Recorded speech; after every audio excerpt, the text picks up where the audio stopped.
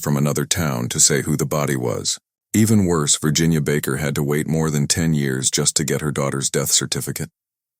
She waited almost 20 years before she could see the autopsy report. All this time, the killer lived just 1 block away. No one bothered him for 23 years. Was this just careless work by police, or was something more wrong happening? To this day, no one has answered these questions. Before we start the story, don't forget to subscribe to the channel and hit the notification bell to stay updated with the latest stories. The warm August afternoon sun in Georgia shined through the office window, making dim, hazy lines of light across Sheriff Jerry Salter's office. The air felt thick and quiet, except for the tired hum of the old ceiling fan like a slow rhythm of time itself. Salters, his face marked with signs of many sleepless nights and cold cups of coffee, had just gotten an official email from the Western Circuit District Attorney's Office. Bold letters flashed on the screen. Defendant Edric Lamont Faust pleads not guilty to all charges. A heavy sigh came from Salter's chest. This delay, though unwelcome, was not a complete surprise. Faust, a man who had lived hidden in the community for 23 years, acting completely normal, now chose to fight against justice. Salters remembered the strangely calm look on Faust's face when he was arrested, as if he had been waiting for this moment. His calm behavior made no sense and only made things feel more disgusting. Then came another problem. An official notice said that the next trial date would be pushed back. It was moved to late 2025 because there were so many case files, more than 25,000 pages, and both sides needed extra time to prepare. The case of Tara Baker, even with an answer in sight, stayed the deepest scar on his career, a weight he had carried since his early days as a young detective. And most of all, the image of Virginia Baker, Tara's mother, was always in his mind. Her amazing, almost never-ending determination over all those years, the weekly, then monthly calls, the constant requests for justice, had become a flame keeping the case from ever being forgotten. It was her strong belief that fed his own. Each old yellow page, each faded photograph, brought back the story of a young woman with a bright future, stuck in a cold case file for 23 years. As Salter's eyes looked at the first lines of the early report, images of Tara, her family, and the town of Athens in the early 2000s came clearly into his mind. Tara Baker was born on January 20th, 1977, in East Point, Georgia, the oldest of 4 children. From a very young age, a strong passion grew in her heart, the world of law. Unlike other children playing with dolls, Tara organized pretend court trials with her stuffed animals, wrote fake legal contracts with relatives, and even wrote letters to the U.S. president to complain about a speech that interrupted her favorite TV show. These small details showed a picture of a smart, determined little girl with big dreams. That strong will guided Tara. After finishing high school, she went to Georgia College and earned 2 bachelor's degrees in just 3 years, showing her hard work and talent. In 1999, she arrived at the University of Georgia, one of the nation's top law schools, located in a small town called Athens, just a few hours' drive from her parents' home. It was the perfect choice. Tara no longer wanted to live in a dorm, so she rented a house that was divided into 3 apartments. Her 2 roommates were also university students. One of them Tara had known before. To pay bills and get experience, Tara worked part-time at a well-known law firm in downtown Athens. She threw herself into work, studying hard, heading toward a big future opening up before her. By January 2001, at 23 years old and in her 2nd year of law school, Tara practically lived at the university library. The night of January 18th was no different. She went to the library with a friend, spending hours studying. Her friend went home around 7:30 p.m., but Tara decided to stay longer. Around 9:46 p.m., Tara called her friend from the library just to check if she had gotten home safely. Tara said she planned to head home in a few minutes. No one knew then that these casual words would be her last, closing the chapter on a life full of promise. Around 6 p.m. on January 19, 2001, as the winter sunset touched her window, Virginia Baker, Tara's mother, was getting ready to close her small bookstore to head home when the phone suddenly rang. She saw an unfamiliar number, frowned slightly but answered anyway. "Mrs. Virginia Baker," the voice on the other end was strangely calm. "This is Detective Jerry Salters of the Athens Clark County Police Department. We need some information about your daughter, Tara Louise Baker." Has she ever been arrested before? Hearing these words, Virginia Baker was shocked. Arrested? Her Tara? That was ridiculous. She immediately thought it was a mean prank or some kind of scam call. She shook her head and hung up. But then an uneasy feeling crept in, pushing her to do something she usually wouldn't. Call the Athens Clark County Police Department back to check. To her surprise, the person who answered confirmed that the detective was real. They also told her that a fire had happened at Tara's apartment early that morning. Virginia's heart tightened. What happened? Is she okay? She asked, hoping to hear her daughter's voice. We haven't found her, the person replied, and an unidentified body was found inside. That's why we need Tara's fingerprints to compare. He explained further that they had only found one of Tara's roommates, who hadn't been home at the time. We don't know where the other roommate or Tara are. We believe the body could belong to one of them. A huge wave of fear swept over Virginia. She took a deep breath and tried to stay calm, asking for a description of the room where the body was found.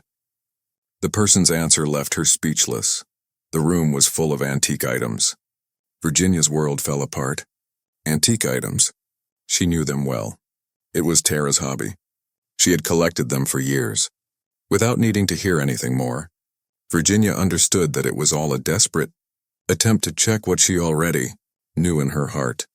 The Baker family immediately drove to Athens with the small hope that it was all a misunderstanding and Tara was safe.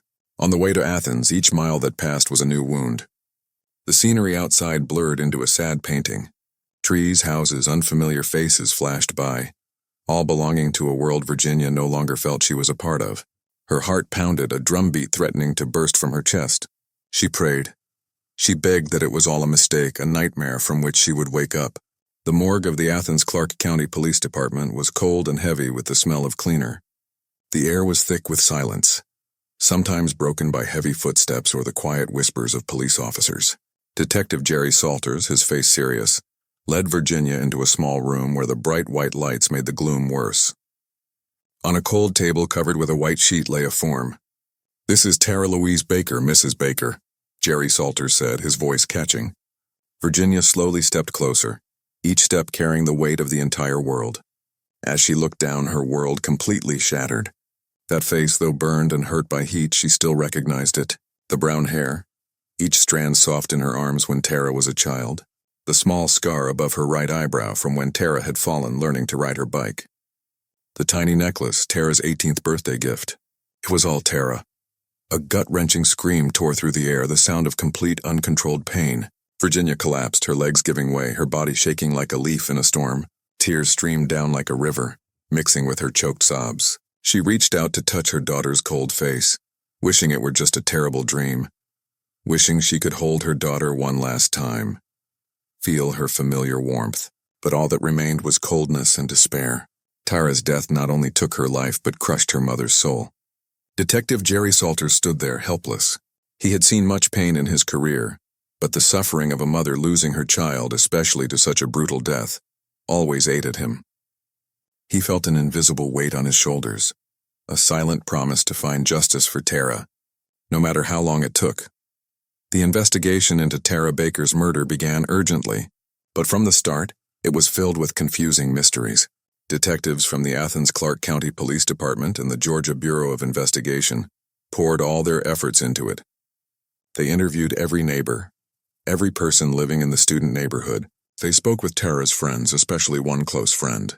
The friend later remembered that around 9:46 p.m. on January 18th, she had spoken with Tara on the phone. She had teased Tara for being such a bookworm, and Tara had laughed, saying she was packing up and would be home soon to relax. Those light-hearted words stayed in her memory, not as a warning but as the final echo of her best friend's voice. She noticed nothing unusual during that call, nothing that hinted at the tragedy to come. At Tara's apartment, investigators collected chilling evidence. On Tara's body, there were traces of semen and male DNA. In addition, non-victim blood was found, along with clear signs that Tara had been attacked with a sharp object, possibly a knife. Several hair and fiber samples were also carefully kept. All this evidence made clear the conclusion that this was a horrible murder, with signs of sexual assault and violence before the person deliberately set fire to destroy the evidence. However, mystery still covered the scene. There were no obvious signs of a robbery, no broken windows, no forced doors. Both the front and back doors were locked from the inside, as if Tara had locked them herself, or the person had locked them before mysteriously leaving. This detail puzzled investigators. How could a killer break in and leave without such obvious traces? Police found a witness who had seen a middle-aged white man running down the street that morning. He was only wearing a t-shirt and jeans, which was strange given it was winter weather. They soon learned about a call made to Tara's university a few days before the murder. Police also contacted the university and learned about a call from a man who seemed drunk. He had called and asked for Tara Baker's phone number. Although this was very suspicious, the man's identity was never found. Police then turned their attention to another person, a student in the same class as Tara who had a troubling reputation. Several female students had come forward to report that he constantly asked different girls out and often didn't take no for an answer. He had also asked Tara out multiple times, even though she had told him she had a boyfriend. Detectives began investigating him but found no evidence linking him to the crime. Another suspect was a lawyer who worked at the same firm as Tara. Speaking with her co-workers, investigators discovered that just before the murder, the man began acting quite strangely, suddenly pulling away from their close social group. Furthermore, just days before the incident, this lawyer told Tara that he wouldn't be able to come to her birthday party, which was scheduled for the day after the murder. On the morning of January 19th, before the fire started, a co-worker tried to convince him to come to the celebration. However, when the co-worker went to the lawyer's office to persuade him, he wasn't there, which was strange because his workday had already begun. The lawyer didn't show up that day, but the next day he went to another co-worker's home and behaved quite oddly, with many suspecting him of drug use. But there was more. The co-worker noticed several fresh scratches on his neck.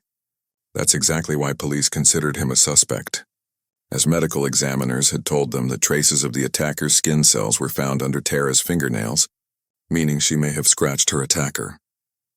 The lawyer was then called to the police station for questioning. After that, he claimed he had been scratched by a cat and denied any involvement in Tara's murder.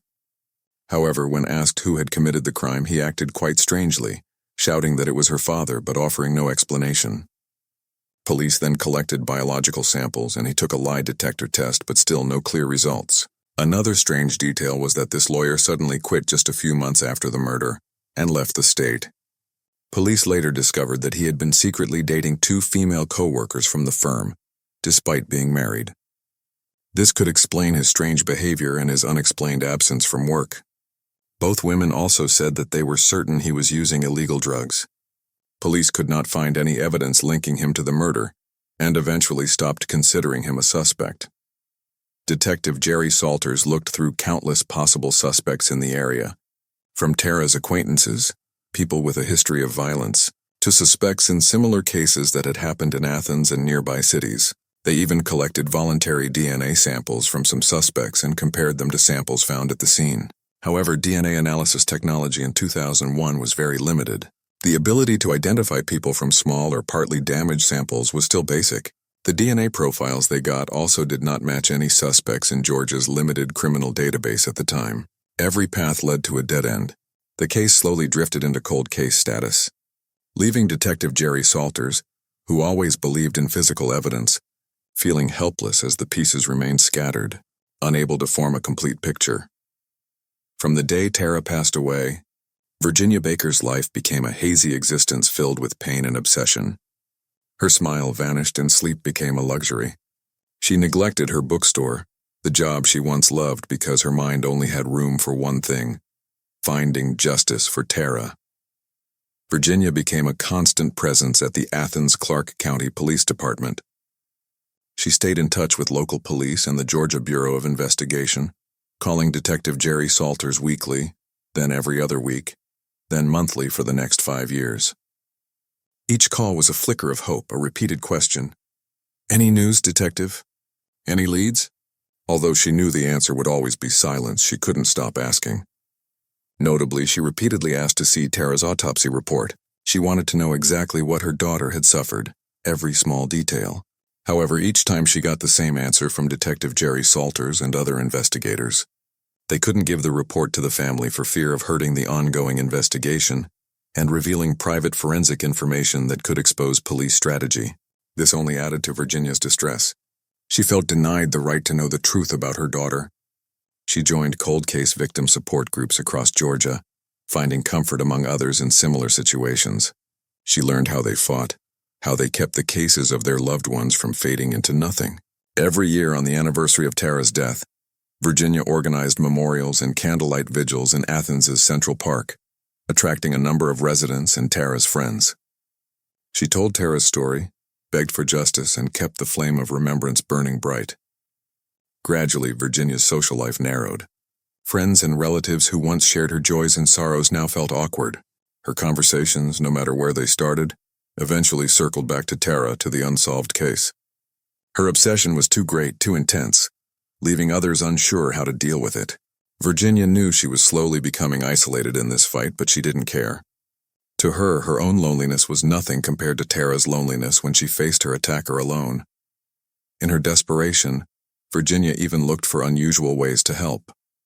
She contacted psychics who promised to see Tara or her killer through dreams and visions. She spent large amounts of money on amateur private detectives who only took advantage of her pain for profit. Each time she got unclear, worthless information, only leaving her more emotionally and financially drained. Meanwhile, one of Tara's closest friends stayed in touch with Virginia. At first, the friend was a wonderful source of support, attending memorials with Virginia. But as Virginia's obsession grew too great, the friend gradually felt awkward and more distant. She also carried a vague sense of guilt. Had she missed something in her last conversation with Tara? Could she have done something to prevent the tragedy? Although she tried to live her own life, whenever she saw Tara's image or heard news of other cold cases, the pain came back, a reminder of a loss that could never be replaced. Although Tara's case gradually faded from public memory, it remained an open wound in Athens' shared memory. For those living in Tara's neighborhood, the safety they once knew had vanished. Students became more careful. Residents started putting in extra locks, alarm systems, or security cameras. Tara's case wasn't just a crime. It was a chilling story passed by word of mouth, a stark reminder of the dangers hiding beneath a peaceful surface. In 2020, a small group of true crime fans in Athens decided to do something different. They weren't professional police officers or journalists, just ordinary citizens obsessed with the unsolved cases in their city. And so, the independent podcast Classic City Crime was born. Among the many cold cases they looked at again, Tara's story quickly got special attention. The mystery of the crime scene, Virginia's almost frantic persistence, and the 2-decade-long silence from authorities created a strange attraction. Cameron J. Harrelson, the founder and host of Classic City Crime, a man with a warm voice and compelling storytelling ability, reached out to Virginia. At first, Virginia was very cautious. After so many years of being used by opportunists and empty promises, she found it hard to trust. But Cameron's sincerity and passion gradually moved her. Virginia began to share Tara's story, the pain she had suffered, and her lonely battle for justice. The first episodes of Classic City Crime covering Tara's case aired in early 2020. They quickly created a powerful wave. Virginia's emotional testimony, combined with the carefully gathered investigative details by Cameron, touched the hearts of thousands of listeners. The Athens community suddenly woke up. They had thought the case was long forgotten, but now, with each story, the pain of Tara and her family came back. Online forums overflowed with comments, and lively discussions about Tara's case began to appear on social media. The popularity of Classic City Crime created huge pressure on the authorities. Local TV stations began reporting on the podcast, Virginia's Suffering, and the fact that Tara's case remained unsolved. Politicians started getting letters and emails from people demanding openness and action. In mid-2020, under undeniable pressure from the public and media, the Athens-Clarke County Police Department and the Georgia Bureau of Investigation were forced to reconsider their policy on releasing investigative records to victims' families. For Virginia Baker, this meant a final chance to know the truth. One July afternoon, Virginia got a call from Detective Jerry Salters. His voice was serious, but with a hint of relief she had never heard before. "Mrs. Baker, we've looked at your request again. We will give you a copy of Tara's autopsy report." Nearly 19 years after her daughter's death, Virginia Baker held the cold report in her hands for the first time, filled with dry medical terms, yet containing the brutal truth of Tara's death. She sat alone in her daughter's room, under the dim light of a bedside lamp. Each word, each line, was like a knife carving deeper into her soul. The report confirmed her deepest fears. Tara had been sexually assaulted, brutally violated before being murdered, and the fire afterward was a clear attempt to hide the crime. The pain she thought had become numb came back stronger than ever, but it came with a grim clarity. She finally knew the truth, no matter how horrible it was. The release of this report not only brought a painful form of release to Virginia, but also fueled the community's fight. It proved that what Virginia and Classic City Crime had been saying was true. The release of the autopsy report became the trigger for a larger movement.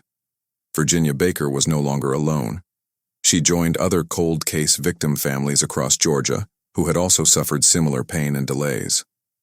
In particular, she connected with the family of another victim, whose case had also never been solved. Together, they lobbied state lawmakers, sharing stories of their lost loved ones, and emphasizing the need for a special system to solve cold cases. They argued that justice has no expiration date, and modern technology was powerful enough to look at seemingly hopeless cases again. In 2022, Detective Jerry Salters was promoted to sheriff. Even in a higher position, Tara's case remained an indelible scar on his career, a persistent obsession. Even in the quiet of late nights, the sheriff often returned to his office. He would review Tara's file, each yellowed page under the desk lamp. He recalled the strange smell of smoke at the scene, the lack of forced entry. These pieces, seemingly small details, haunted him. He kept a locked box in his desk drawer containing a few photos of Tara alive, a ribbon from her hair, pieces of evidence he never wanted to transfer to the department's cold storage. They were personal reminders, a weight of responsibility he never let go of. After years of relentless struggle, the persistence of these grieving families paid off. In 2023, the Coleman-Baker Act was officially passed and signed into law in Georgia. This act was a historic turning point, not only named after Tara Baker and another victim, but also establishing a dedicated cold case unit within the Georgia Bureau of Investigation. This cold case unit was given its own budget and a team of specialists with the main task of reviewing and investigating old unsolved murder cases, especially using new forensic science advances, such as advanced DNA analysis and forensic genetic genealogy. The act also said that cold cases must be reviewed at least once every 3 years, and authorities must regularly update victims' families with information. For Virginia Baker, this was not just a legal victory but a brilliant ray of light after more than 2 decades buried in darkness. She knew that Tara's case and those of countless other victims finally had a chance to see the light of justice. And as expected, Tara Baker's case was one of the first files the cold case unit took on for a new investigation, opening a promising new chapter in the journey to uncover the truth. In late 2023, with the Coleman-Baker Act officially in effect, a new burst of energy swept through the Georgia Bureau of Investigation. The cold case unit was created with dedicated workers and its own budget, ready to face mysteries that seemed to have slept forever. And as if by natural design, Tara Baker's case, a throbbing wound in the heart of Athens for over 2 decades, was one of the first files pulled from dusty archives. Sheriff Jerry Salters, who had carried the weight of this case throughout his career, personally oversaw the transfer of the file. He gave the new investigation to the young but talented and passionate detectives of the cold case unit. These detectives were known for their sharp minds, excellent data analysis skills, and an absolute belief in the power of modern forensic science. Alongside them were top DNA specialists who had dedicated their lives to pushing the limits of genetic identification technology. The detectives and specialists began their work with obsessive care. They knew they weren't just investigating a case. They were seeking justice for a family and restoring faith to an entire community. First, they focused on the biological evidence collected from the crime scene in 2001. These samples, carefully sealed in dark evidence bags for 23 years, traces of semen, male DNA, non-Tara blood, and strange hair and fiber samples, They were silent storytellers waiting for technology to listen. DNA specialists used the most advanced DNA analysis techniques that the original detectives could only have dreamed of in 2001. They used next-generation sequencing methods, even forensic genetic genealogy, to try to recover information from samples that had partly broken down over time. The lab work was a race against time and a test of patience, with every DNA molecule carefully extracted and analyzed. And then, on a March afternoon in 2024, a detective's phone rang. It was a scientist. Her voice was shaking with excitement. "We have a match. The DNA profile from the scene. It matches a subject in the CODIS system." The detective's heart pounded. After 23 years, after countless sleepless nights for Sheriff Salters, after Virginia Baker's continuous suffering, finally, there was a name. The DNA profile matched Edric Lamont Faust, 48, an Athens resident. The detective could barely believe his ears. Faust. That name. He lived just a few streets away from Tara. With the DNA result as undeniable evidence, the detectives, joined by a re-energized Sheriff Salters, immediately launched an intensive additional investigation. They looked at Faust's entire old file again. He had a long criminal history, including acts of violence and sexual assault. These records, once scattered across different counties, were now put together, painting a terrifying picture of a hidden predator. They found an elderly neighbor of Tara's who had given vague information to detectives back in 2001. This person, whose memory had faded somewhat, still remembered a black man hanging around near Tara's apartment that night. The detectives listened, patiently, connecting small details that the original investigators had overlooked or couldn't explain. Faust's employment records were also reviewed. He had worked for a nearby maintenance company at the time of Tara's murder, which would have given him easy and unsuspicious access to the apartment complex area. New interviews were done with Tara's friends and acquaintances who had given information to the police more than 2 decades before. Some remembered Tara complaining about a strange man hanging near her building, but they hadn't paid much attention at the time. Piece by piece, from the DNA results to the criminal record, from witness testimony to reanalyzed traces at the scene, everything fit together with chilling precision. They formed a powerful, undeniable chain of evidence, strong enough to secure an arrest warrant. Justice, seemingly buried by time and dust, was now ready to speak. On an early May morning in 2024, without fanfare, Edric Lamont Faust was arrested. The detectives, with Sheriff Salter's support, caught him on his way to work. He offered no fight, showed no surprise or panic. His face remained chillingly calm, as if he had been waiting for this moment for the past 2 decades. That unsettling composure only added to the shivers of those who saw it. News of Faust's arrest spread like wildfire throughout Athens. A community that once believed Tara's case would forever remain a mystery was now stunned by the truth. Edric Lamont Faust was not a stranger or a petty street criminal. He was a resident who had lived hidden among them for 23 years, a neighbor they might have nodded to on the street, perhaps even someone who had helped with a small job. He had worked in maintenance near Tara's building, a job no one would have suspected.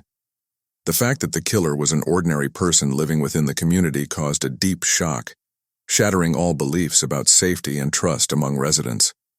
On August 20th, 2024, Edric Lamont Faust's preliminary hearing took place at the Clark County Courthouse. The courtroom was packed.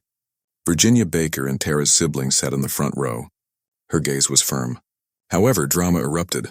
To the surprise of many, Faust pleaded not guilty to all charges related to Tara Baker's death: murder, aggravated assault, aggravated rape, arson, and concealing a body. He remained silent in court with an inexplicably calm expression. His not guilty plea was a necessary legal step, but it also forced the victim's family to face the pain of the person refusing to take responsibility. Public reaction was one of fierce outrage. Tara's family, who had suffered so much, once again faced delay and the agony of the person's denial of responsibility. The upcoming trial promised to be a fierce legal battle, where every piece of evidence, every testimony would be picked apart under the harsh glare of justice. Although the person pleaded not guilty, all evidence, from direct to circumstantial, was stacked against Edric Lamont Faust. His conviction and appropriate sentencing seemed only a matter of time. The soft click of the door opening pulled Sheriff Jerry Salters from his deep thought. "Sheriff, do you need more coffee?" Sergeant Miller's voice, his subordinate's, was gentle, but enough to bring him back to the reality of his office. Salters shook his head slightly, his gaze leaving Tara Baker's file. The afternoon sun had deepened to a richer gold, staining the yellowed pages with a faded orange hue. He slowly raised his cold coffee cup, taking a sip. The bitter taste spread in his mouth, much like the bitter aftertaste of the email he had just received. He scanned the last lines, the information about the trial, about Faust's stubborn plea of not guilty. Then he gently closed the file, set it aside, and let out a long sigh, a relief not entirely complete, but deeper than anything he had felt in his decades-long career. Tara's case had become a beacon for those who still grieved, awaiting justice. Her life, her tragedy, had affirmed the importance of faith, persistence, and community in the never-ending fight for truth. Justice might be slow, but it would never expire. Thanks for being here and listening. Don't forget to hit the bell for our latest stories. Stay safe and take care with your loved ones.